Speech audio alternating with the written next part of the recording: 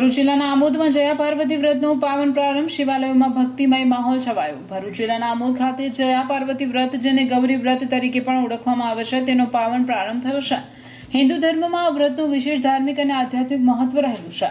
ખાસ કરીને કન્યાઓ અને યુવતીઓ મનગમતા વરની પ્રાપ્તિ, અખંડ સૌભાગ્ય તથા સુખી દાંપત્ય જીવનની કામના સાથે માતા પાર્વતીની શ્રદ્ધા ભાવે આરાધના કરે છે.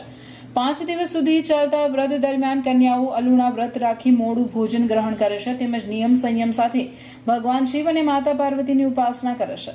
વ્રતના પ્રથમ દિવસે વહેલી સવારથી જ આમોદના વિવિધ શિવ મંદિરોમાં કન્યાઓ અને મહિલાઓની ભારે ભીડ જોવા મળી હતી. ભક્તોએ ભગવાન શિવ અને માતા પાર્વતીની વિધિવત પૂજા અર્ચના કરી જવારા વાવી પરિવારના સુખ, સમૃદ્ધિ, આરોગ્ય અને કલ્યાણ માટે પ્રાર્થના કરી હતી. મંદિરોમાં ગુંજતા ભજન, આરતી અને ધૂનના મધુર સ્વરોથી સમગ્ર વાતાવરણ ભક્તિમય બની ગયું હતું. આગામી 5 દિવસ સુધી આમોદ શહેરમાં ગૌરી વ્રત નિમિત્તે ભક્તિ, આસ્થા અને ધાર્મિક ઉત્સાહનો અનોખો માહોલ જોવા મળશે.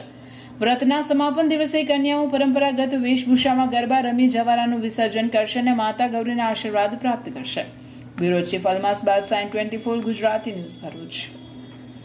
નેમના દિવસે ગોરમાની વાવણી કરવામાં આવે છે ને તેરસથી નાની નાની બાળાઓ મોડા કદનો ઉપવાસ ચાલુ કરે છે.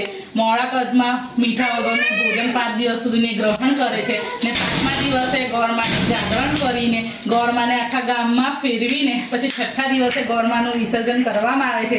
ગોરમાનો વાર કેસરીયો નદીએ